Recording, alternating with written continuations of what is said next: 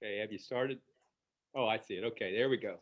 Well, good afternoon, everybody. My name is Brian Stevens, and it is my distinct honor and privilege to serve the Hampton Roads region as the president and CEO of the Hampton Roads Chamber.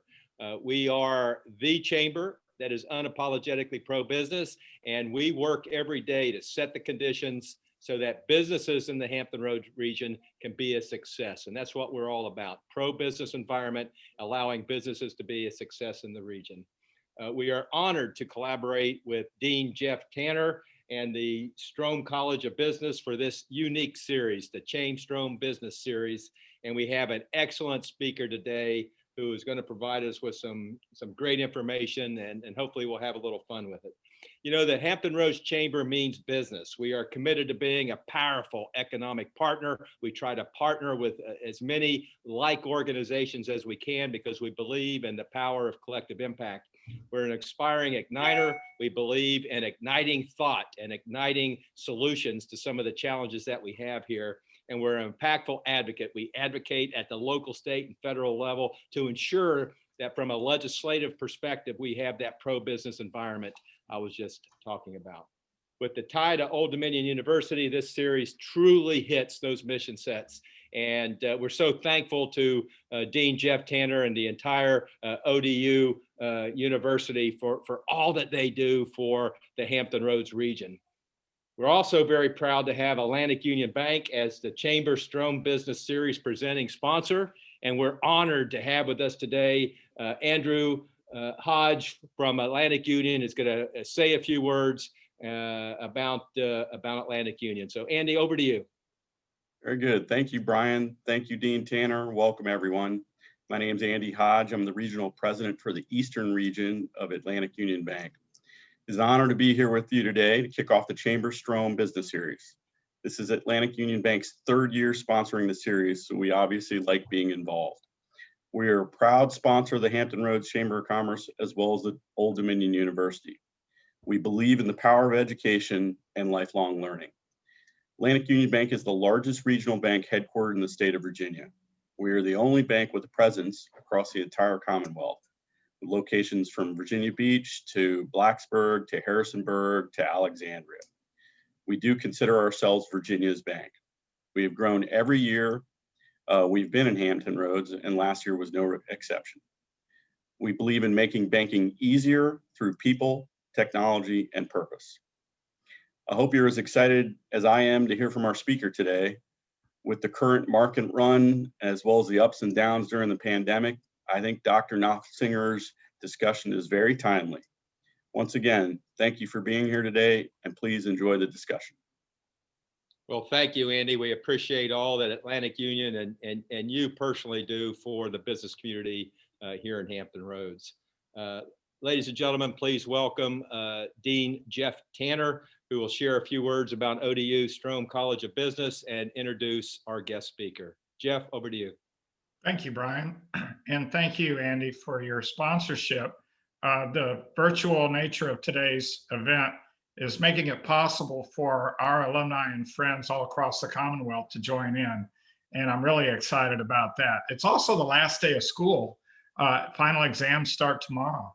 So I'm very excited that there are students who are joining us today. I think it shows their commitment to learning when they've got final exams staring them down beginning tomorrow.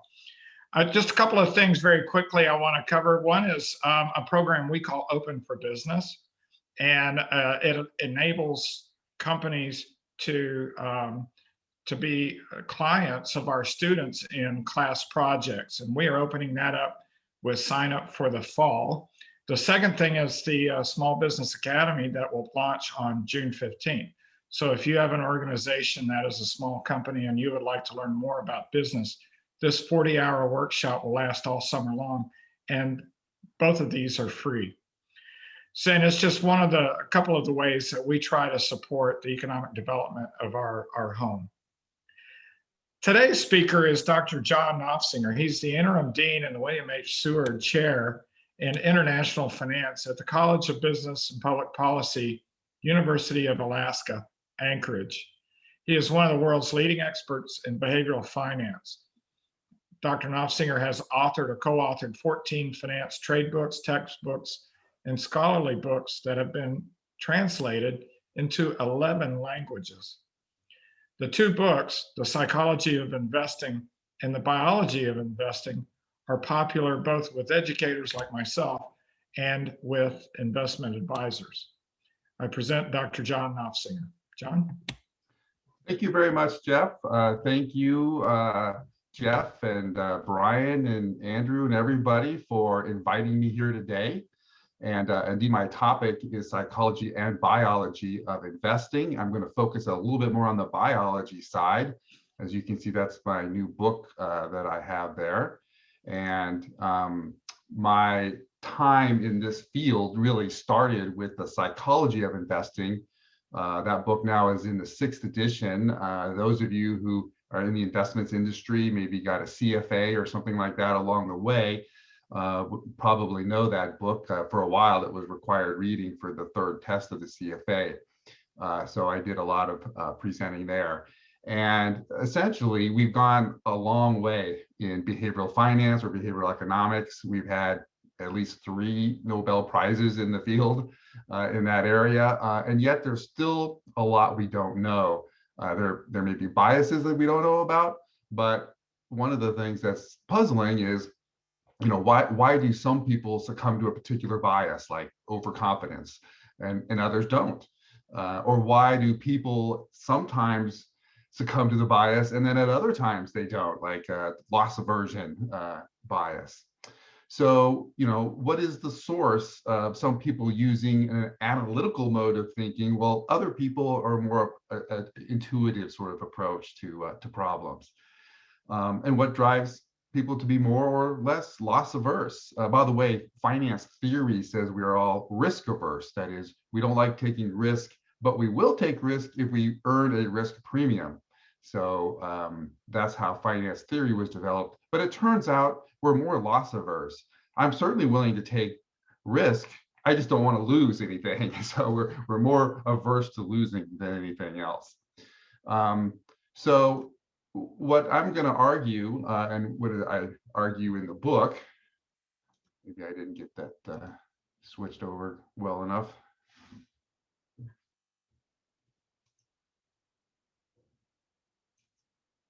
There we go. Is biology that can explain these differences. Now, biology can impact our decisions sort of in 3 different phases. You can think of a transitory phase. I didn't sleep well last night. I'm kind of sleep deprived. That's going to affect my moods and emotions and things, but only for a day or 2, right? So transitory. Then we have sort of a quasi-permanent one. One's biology impacts that affects us for longer periods of time, like our physical health, for example. And then we have things that could be permanent, like our genetic code. So let me tell you by starting a little story. In 1979, meet Jim Springer. At that time, he was age 39. He had married, his first wife was named Linda. His firstborn son was named James Allen. He had a dog named Toy. He later divorced Linda and married Betty. In 1979, that's when he met Jim Lewis, who also married a Linda, had a son named James Allen, a dog named Toy, divorced Linda, and married a Betty. It turns out that Jim and Jim are identical twins. They were raised apart, 40 miles apart from each other, and never knew they had a brother. And yet, look how similar their lives have been. Is this Jim and Jim story just weird? Yes, it is. But how can we explain it, right? So is there some sort of genetic code that they, of course, shared because they're identical twins that would kind of pre-program some of these behaviors? What factor do genetics versus, say, your childhood experiences versus adult experiences, how does that all factor in to our behaviors and our choices throughout life? So we can assess some of that there's through twin research, right? And so the interesting thing about twins that we can implement here is that there are two kinds. There's identical twins, right? They come from one egg, so they have identical DNA. And then there are fraternal twins, which come from two different eggs and two different sperm. So we kind of think of them as having like 50% of the same DNA. Now, in truth, all humans share something like, high 90% of our DNA are all exactly the same. It's just a very small amount, like 1%, that makes my eyes brown and your eyes blue.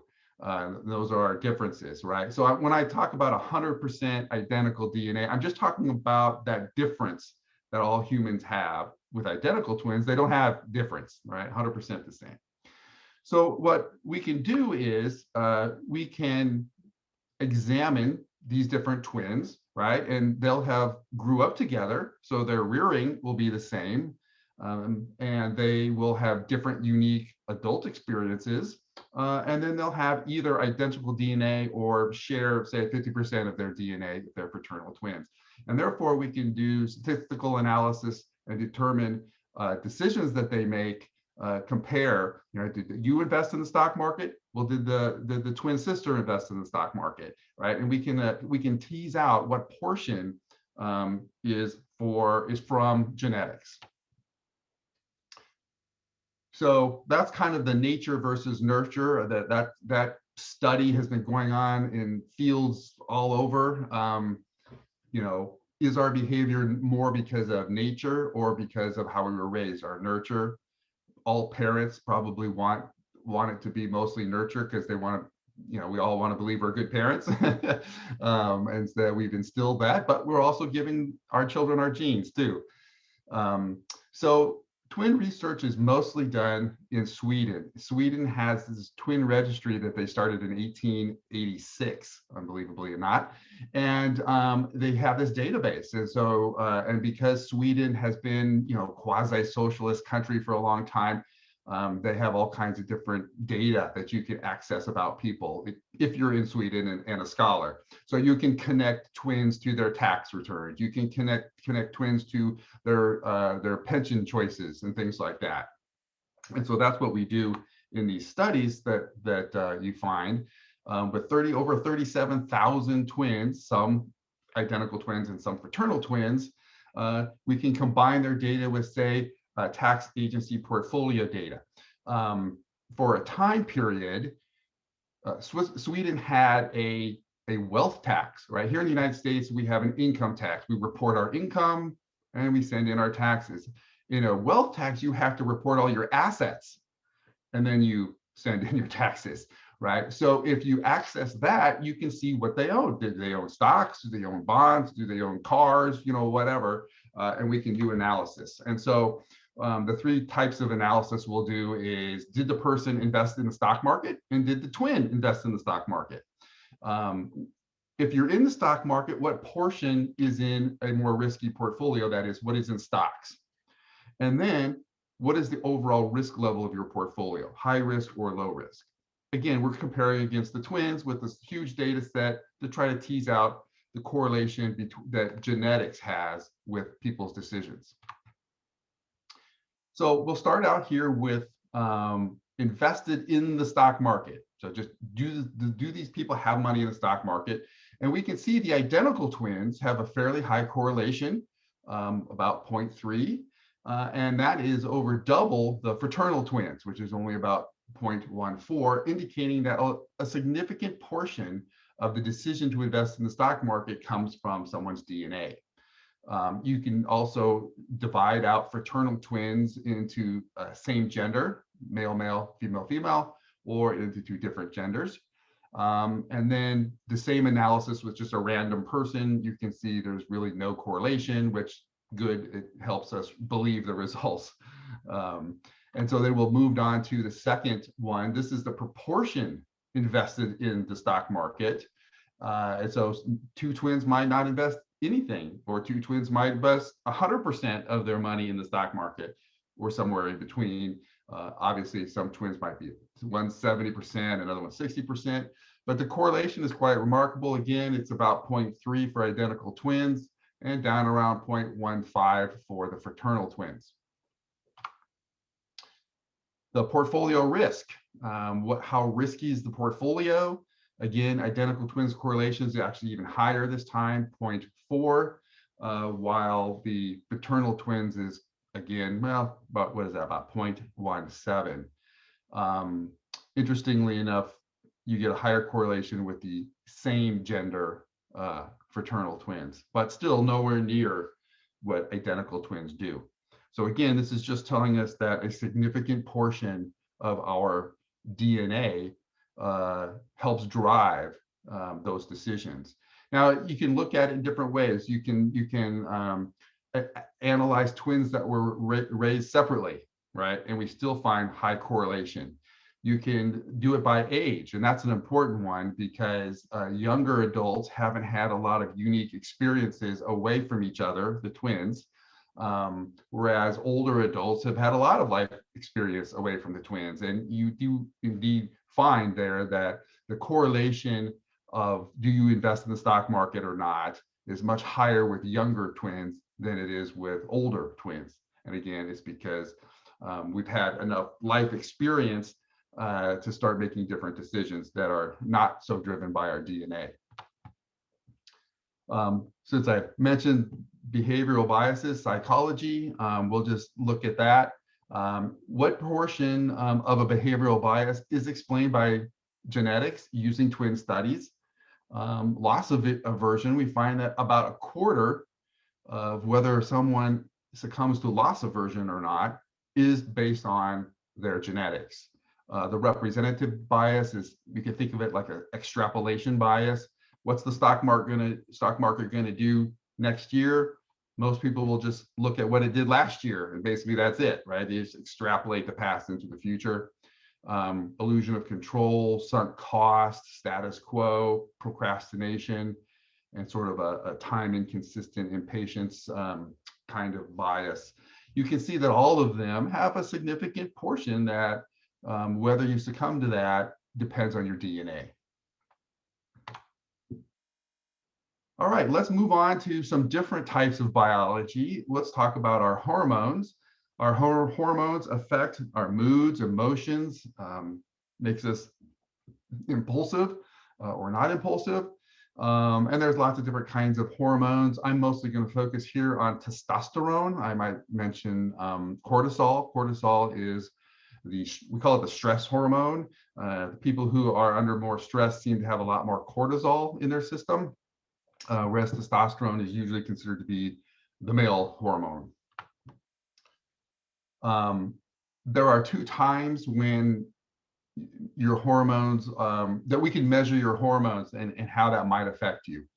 Interestingly enough, how much testosterone you were exposed to in the uterus prenatal leaves physical signs on your body that we can measure, and we can say, well, this person likely had more testosterone exposure in the uterus than this other person. I'll explain that in a minute. And we can see then now their behaviors. Do they behave differently? And then, of course, much easier and much more specific is your current, circulating testosterone. You can test that with a saliva test, actually. It's very easy to test how much testosterone you have in your body right now, right? And that changes throughout the day and the weeks and the months. Okay.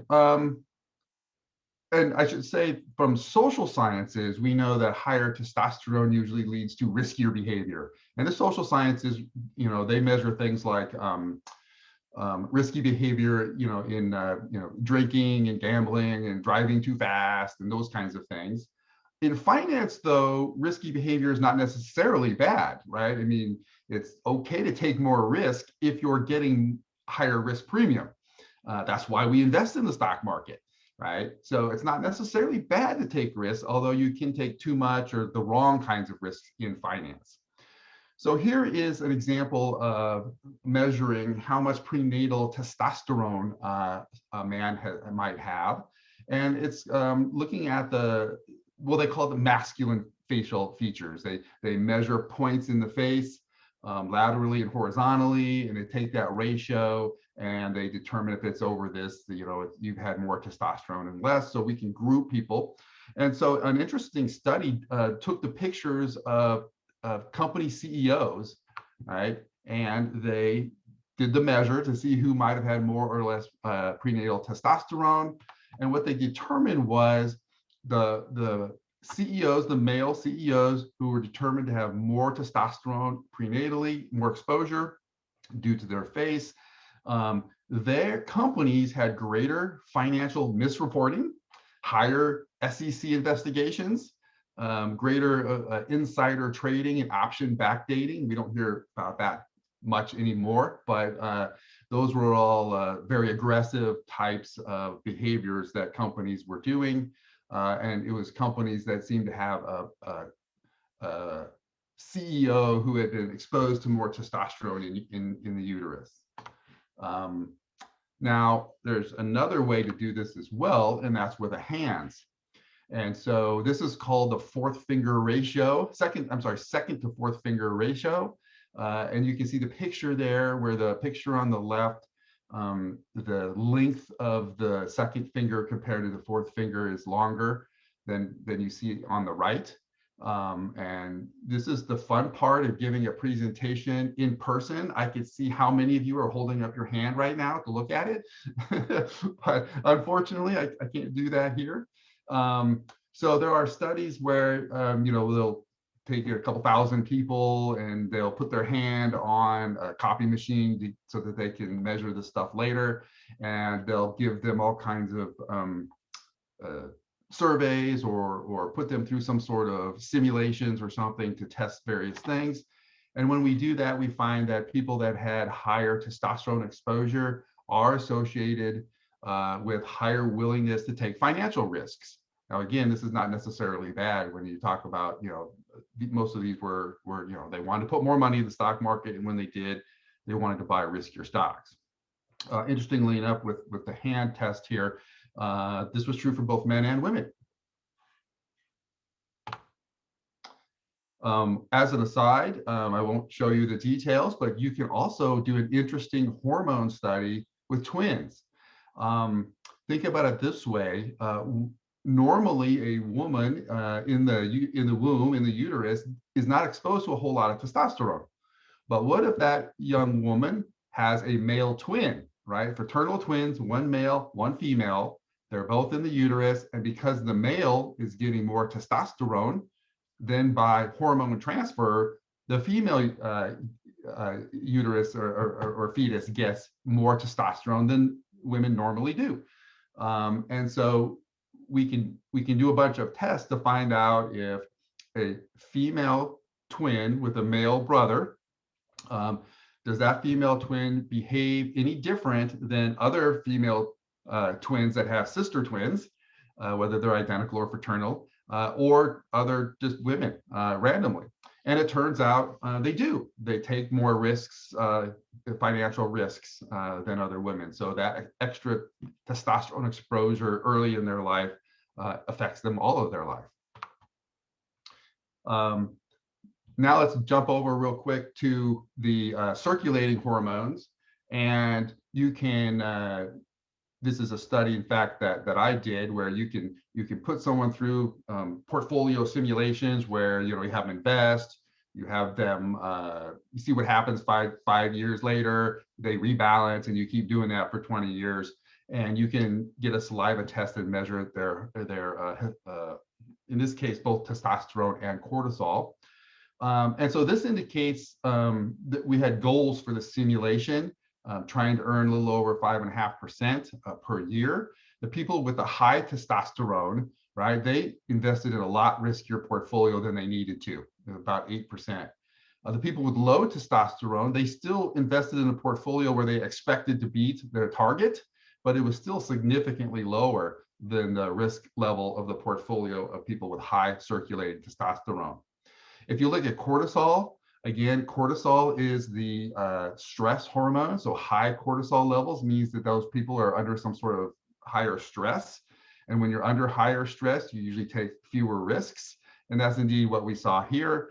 The high cortisol sample chose portfolios that were lower risk than the people who had low stress or low cortisol.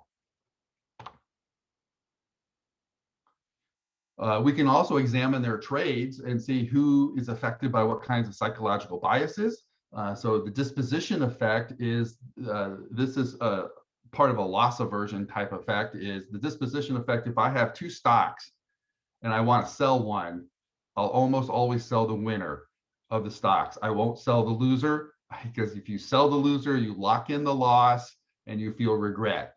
Now, what is the smart thing to do? The smart thing to do is to sell the loser and take that loss, because you can reduce your taxes.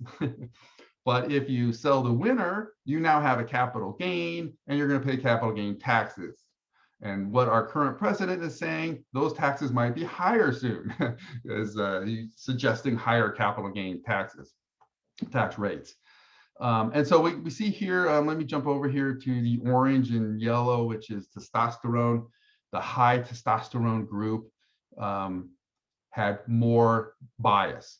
They showed more disposition effect bias. So people with higher testosterone in their bodies are experiencing greater psychological biases. And that's also true for portfolio turnover, which is a measure we sometimes call overconfidence.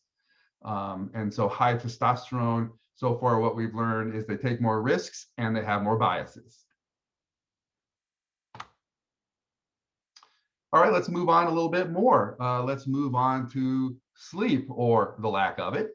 And we find that the poor quality sleep, or sleep deprivation, affects our neurological function, or affects our brain. And we have fewer neurons firing in there, and so we don't think straight, we don't think very well. And in fact, we experience more biases. Now, what does coffee do for us? Well, it makes us feel more awake, but when we run people through tests with sleep deprivation, whether they've had coffee or not, and compare them, we really find that there's not a whole lot of difference. So it's not really making us smarter when we drink our coffee. It's just making us feel like we might be smarter when we drink our coffee. But the biggest things that sleep deprivation does to us is it makes us more loss averse, and it makes us more risk averse. So we don't want to take risks, and we don't want to lose anything. Even if we can reduce our taxes, we don't want to take a loss when we have sleep deprivation. Now let's turn again to another biological area, and that's our physical and mental health as well. Of course, before the pandemic, the United States had a problem with obesity, and I'm guessing the problem is worse now. Everybody keeps talking about the COVID-10, not the COVID-19, but the COVID-10, right, that we added. And so that's probably worse. But does physical health impact our financial decisions? And it turns out it does. For example, the blue line here is a married couple who both are healthy. And does that married couple, do they put money in their retirement plan, right? Their 401k plan? It's a good idea to do it. And you can see that over 50% of them do if they're both healthy. If one spouse is healthy and one is sick, you can see that now only about 32% of the people put money in their retirement plan. And if you jump over here to the red one, that's single people that are healthy. They'll put more money in than single people who are not healthy, right? So that's putting money in your plan. Of those who put money in your retirement plan, how much did you allocate to stocks, right? And especially if you're a young person, you probably want to allocate most of the money in your retirement plan to stocks, and then change that allocation as you get older. And you see the right decision being made by married couples who are both healthy compared to when one is sick, and by single people who are healthy compared to a sick single person. And so our health does impact our financial decisions. Our health is also impacted by air pollution And so there's quite a few studies on air pollution, but this is an interesting one because it collects data from 36 different cities in China. And some of those cities have a lot of pollution, or it has pollution for a while and then it goes away and it comes back. I guess, the way the wind blows maybe. And what they did is they looked at the trades and the portfolios of those people, and they said, well, what was the return for the trades, the stocks, the decisions they made? They bought a stock today. Is it a high pollution day or a low pollution day? And how did that stock do? So they look at the returns of the stock and they compare it on pollution days, and they compare it to how their decisions worked on non-pollution days.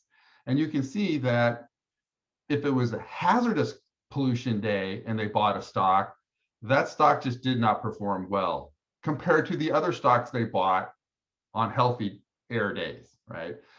If the air was bad, but not as bad, very healthy, and you can see unhealthy, and you can just see a little bit of pollution that affects sensitive people. But you can see that the air pollution is affecting their decisions on what stocks to buy, and it's affecting it in a negative way. Now I'm going to turn to intelligence. I love this quote from Warren Buffett. You don't need to be a rocket scientist. Investing is not a game where the guy with 160 IQ beats the guy with 130 IQ.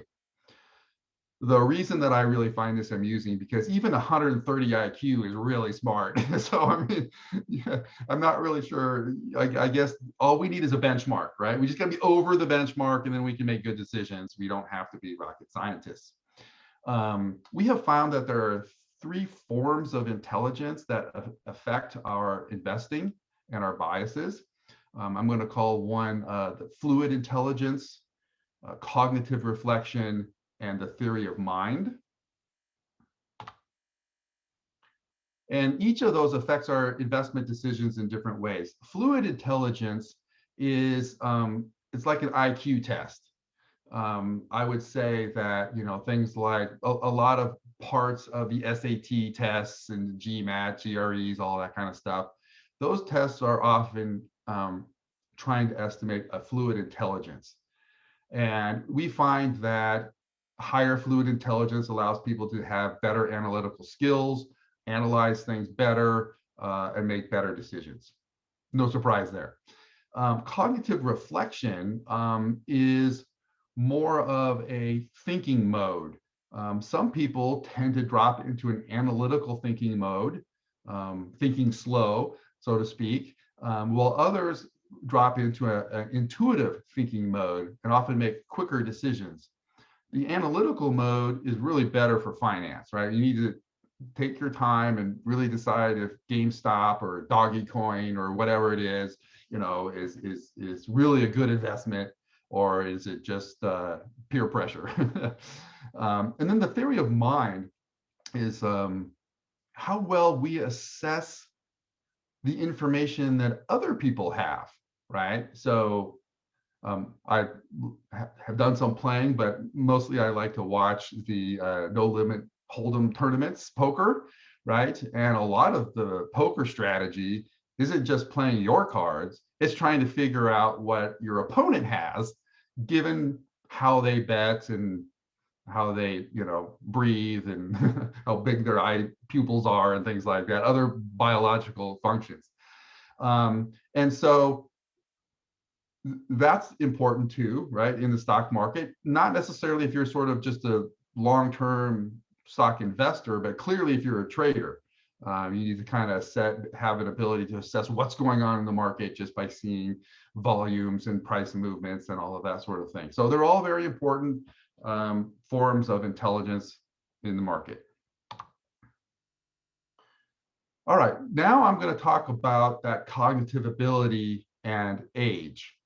And this is where, we in the United States and other countries around the world are going to have some concerns. So what this graph shows is how many financial mistakes we make. What is our propensity for making a mistake? We have the most cognitive power when we're young. Our brains have the best ability to function and use all of our cognitive skills. When we're very old, our brain doesn't work that well, right? But you still make a lot of mistakes when you're young because you don't have experience, okay? So we see here that younger people are making a fair amount of financial mistakes, not because they're not smart enough, it's because they're not wise enough. They haven't got the wisdom of experience. But as they get that experience and wisdom, their propensity to make mistakes goes down. And this kind of shows a peak or a best time to be is, age 50 or so. And then at that point, we still keep getting more experience, but at this point, our brain starts to, unfortunately, reduce its cognitive powers and abilities. And at some point at age 70 or so, these are just averages, that really picks up. And we're prone to a lot of significant financial mistakes as we get older. And of course, our current population, the baby boom generation, the youngest of the baby boom generation right now is 56. And so most of the baby boom generation is all well into their 60s and 70s now. And that's a large generation with a lot of wealth. So they have lots of decisions to make. One of the problems is this is giving a financial literacy test to people and see how they do. And part of that test is the confidence level they have in themselves in financial matters. And so what we see right here is this bottom line is the investment literacy test results. And there's a thin line right above it, which is just the overall financial literacy. And we can see that people score relatively high when they're in their 60s. When they're 70s, they drop quite a bit, and then they've dropped half of their ability to score in financial and investment literacy in their 80s. So you can see a definite decline in their ability to understand financial and investment questions. But here's part of the problem. That's problem enough, clearly. But here's another problem. They don't lose any confidence in their ability. So their ability goes down, but their confidence doesn't, right? And that's when, because of those two together, I think is a reason that, our elderly often are prone to investment scams and investment mistakes and things like that. So that's unfortunate that happens, but that's part of the reason right there. Another example of this is to look at the returns people get at different ages. So we look at their portfolios and look at their different ages and group them by age. Now, someone in their 70s might have a very different portfolio than someone in their 30s, right? So what this is measuring is what we call an abnormal return. Think of it as, here's your portfolio's return. Now we'll subtract out a benchmark portfolio that is benchmarked on the same proportion of stocks and bonds that you have, right? So someone in their late 50s, early 60s here, maybe that person has 60% stocks, 40% bonds. So their portfolio will be compared to a benchmark that is 60% S&P 500 and 40% bond index, right? And so we can compare the returns between the portfolio and the benchmark. And when we do that for each age, we find that younger people, especially as they get, they're all smart, especially as they get wiser, they're doing very well. They're outperforming the market. Their portfolio is doing great. Then we see as they start to get into this time where they're in their late 50s on up to 70s and 80s, that their portfolios start to underperform the benchmark for them. So that's just kind of another way to show the propensity for making mistakes.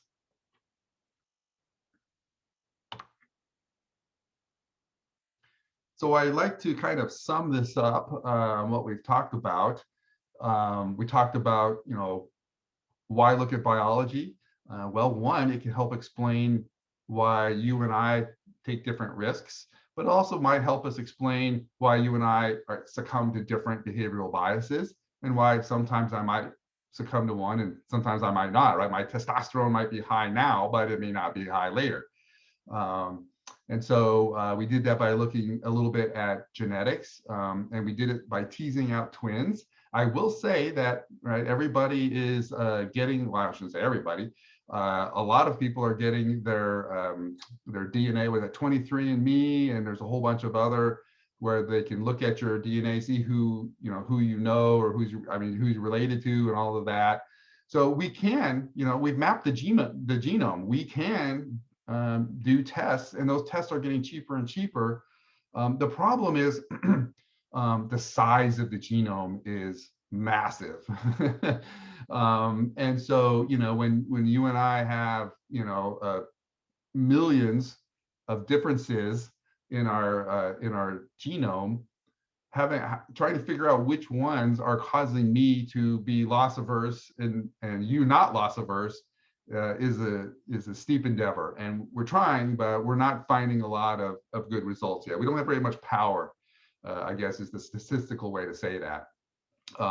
But they're coming up with methods to try to group different aspects of the genome into groups and then test that and things like that. So I'm looking forward to what we find there. We talked about testosterone as an example, but there's lots of other things that affect our bodies. I'm just going to show this real quick. This is the table of contents to the book. I'm only showing this really just to show that, we didn't talk really about men versus women. You can do that. You can do the same kind of twin studies with adoptions. And so there's a lot of interesting results there. There's interesting stuff in looking at the brain, right? Having people do, some sort of simulation of stocks while they're getting a brain MRI or something like that, and see what aspects of the brain light up. So there's lots of things. We talked about hormones. We talked about things like sleep and sleep deprivation. I didn't really talk about things like mood and personality here, but certainly there are chapters that would talk about those sorts of things. So there's lots of different things directly that we measure for our biology, and then there's lots of things like pollution that impact our biology, and so we can kind of look at it secondhand. So at that point, I would like to just turn it over and find out what kind of questions that people might have. Well, thank you, John. That was absolutely fascinating. I tell you what, just amazing. If anybody has any questions, please let us know by either putting it in the chat box or in the Q&A box in the bottom, and Anne will unmute you so you can ask your question. And John, I'll get us started, because as you were briefing, I got to thinking about how much our genes or our hormones have an impact on our personalities, right? I mean, there's type A, type B, there's people who are more aggressive as opposed to some who are more timid, and so forth. And when you look at financial management and you're maybe a type A, very hard charging, aggressive man or woman, and you're more intuitive than you are analytic, right? I mean, you just kind of go with your emotions when you invest or whatever, which is probably not the best course of action. How does one who wants to be a good financial planner or financial manager or even a business leader, how does he counter that natural tendency that is his personality to become more balanced, more pragmatic in his approach to financial management? Yeah, thank you. That's good. And we do see, that kind of hard driving person tends to rise to the top, right? There are a lot of hard driving people, and they drive hard, and some of them fail, but some of them don't. And the ones that, have success go to the top. And then, of course, they have this bias because they've always driven hard, and that's gotten them to the top, right? So it's going to be hard for them to kind of change that. People who've had failures along the way are probably more likely to come up with ways to slow down that type A personality. But whether it's your personality or whether it's other biases, I think the best thing is reminders, whatever works for you. Just reminders of, hey, stop and get Sally and Bob in on this, because they like to slow me down and think about things I don't think about, right? And so getting others involved that maybe have a different viewpoint or a different way of thinking than you, that always helps. And the reminders to do that and to do other similar kinds of things that can get you out of your natural mode. Yeah, absolutely. I think getting other people who you trust and rely on to kind of give you a check and balance as you approach anything in life. I have one more question, and I know we have a couple in the chat box, but we in the business community, John, have been given a lot of thought and analysis to the subject of emotional intelligence. Does emotional intelligence play into any of your studies relative to financial management? So what I like to do in my books is I like to put in topics where there are valid, verified, peer-reviewed, published discussions. Sure. And emotional intelligence is great. It's a great way to characterize a lot of that stuff. But it's also new, right? It's a little newer. Right. And that's why we don't have as many tests on the genome, is because, well, that knowing how to crack that is more recent, and the tests of doing that have only recently gone down in price. And so I'm kind of waiting a little bit longer to really tackle the emotional intelligence until we have more studies on how that impacts. But what we do have is we have plenty of studies that look at like personality. Right. And you kind of couched it in A-type, exact. Some people couch it in colors, right? The colors of different personality. So there are lots of ways to divvy that up. And indeed, personality has a strong influence on how you make your financial decisions. Yeah, some of the things that we've looked at here at the chamber is relative to emotional intelligence is the importance of having a high emotional intelligence is sometimes more important than having a high IQ. Because it's the way it's your syntax, it's the way you process information, the way you process things that happen to you, the way you make decisions, the way you react to things. And the higher your emotional intelligence, usually, generally, almost always, the better decisions you make. And so that's why I was asking. So with that, Anne, why don't I turn over to you, because I know we've got some questions, and you could get some of the participants in here. Yeah, I think Paul has a question. So Paul, I'm going to go ahead and unmute your microphone right now if you'd like to ask it. I was just wondering if birth order has any effect on investor success. That's a really good question. There have been some studies, and I think I need to explore those a little more. But from what I recall, that birth order, it matters for the firstborn and the lastborn. If you have 7 children, the difference between 3 and 5 may not be that much, but they tend to categorize them as firstborn and lastborn, and there does. And I'm not sure. One of the reasons is that I haven't included in the book yet is I'm not convinced whether that is biology, or which would be okay, or nurture, right? Do we treat the firstborn differently than we treat the lastborn? I myself am a firstborn. My wife is the 7th of 7 children, right? And her brothers and sisters complain all the time about how easy she had it. So they would claim that she was treated differently. So if that's the case, then our financial decisions, it could be more about the nurturing aspect than the biology. Wonderful. And then I think Dean Tanner, did you have a question about some strategies of partnering with folks? I think that was also already kind of addressed by Brian's question and John's response. Okay. Well, But it was really about how do you partner up with people maybe of different ages and so forth to help avoid the biases. Yeah, so I think we kind of covered that a little bit. Let me intrigue everybody with the future. um, some of you are wearing an Apple Watch. I'm wearing a Garmin, right? It's constantly taking samples of our pulse rates, and who knows what it will be doing later. Maybe it will be taking our blood pressure and all kinds of things. And I just wonder about, we already have Amazon and our grocery stores and everybody getting as much information as they can about us all the time, just to deliver at the most impulsive moment possible the right ad for us to buy something, right?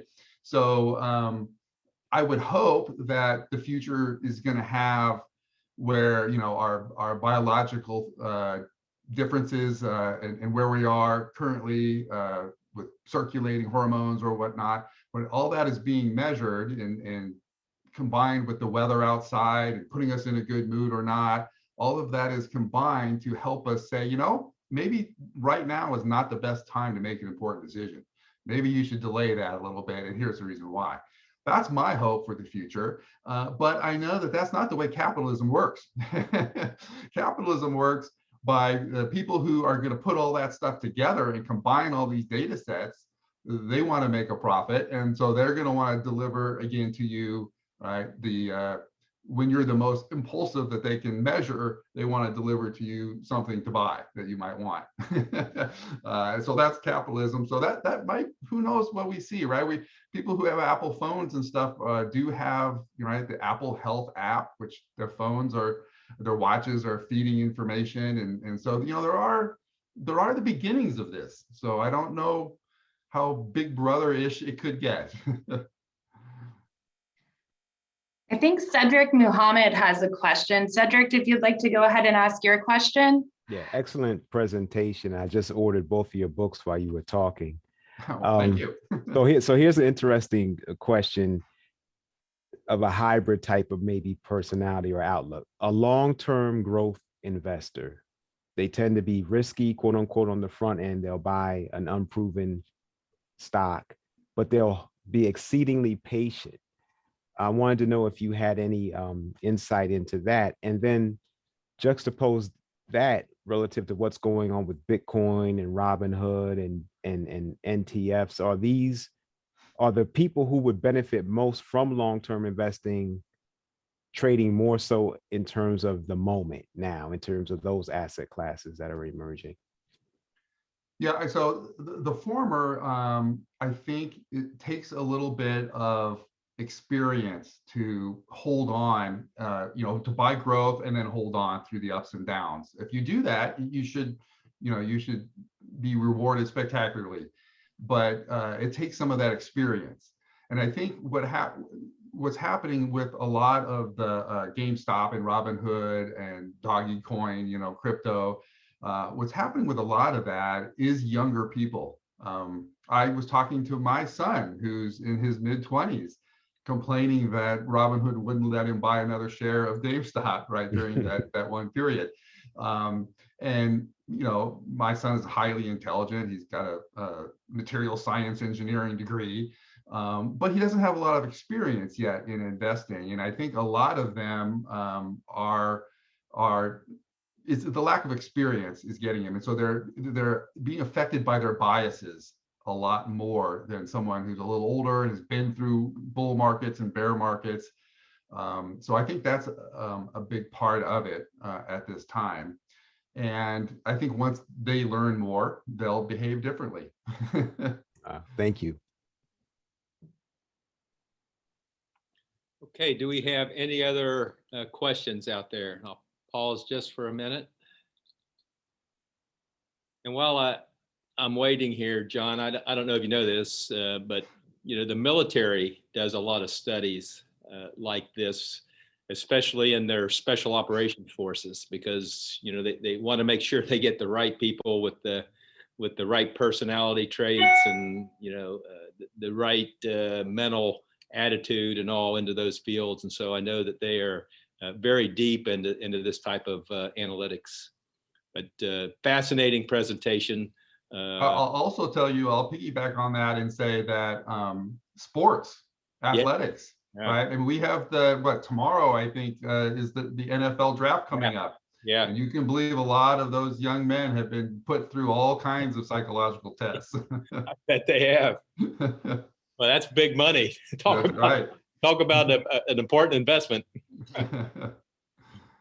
Well, again, Jeff, do you have any final comments? And I'll close this out. No, I like you said, I find this incredibly fascinating. And John, I really am glad that we bumped into each other and made this happen. Thank you so much for joining us, for presenting this to us. Andy, thank you to Atlantic Union for making it possible. Well, I would like to thank everyone real quick for inviting me and for coming to this presentation. And Cedric for buying my books. My pleasure. John, again, I'll echo what Jeff just said. Thank you so much. Fascinating presentation. Absolutely important information that anybody that's really serious about investing in financial management and all should get your books and read it. So thank you again. Andy, thank you for all that you do and all that Atlantic Union does for the region. And Jeff, as always, I appreciate your support and your friendship and all that you're doing in the region as well. Thank you all. This concludes today's event, and I hope you all have a great rest of your afternoon. And John, I hope that snow melts in your backyard. Yeah, me too. All right. Thanks again, everybody. Bye-bye.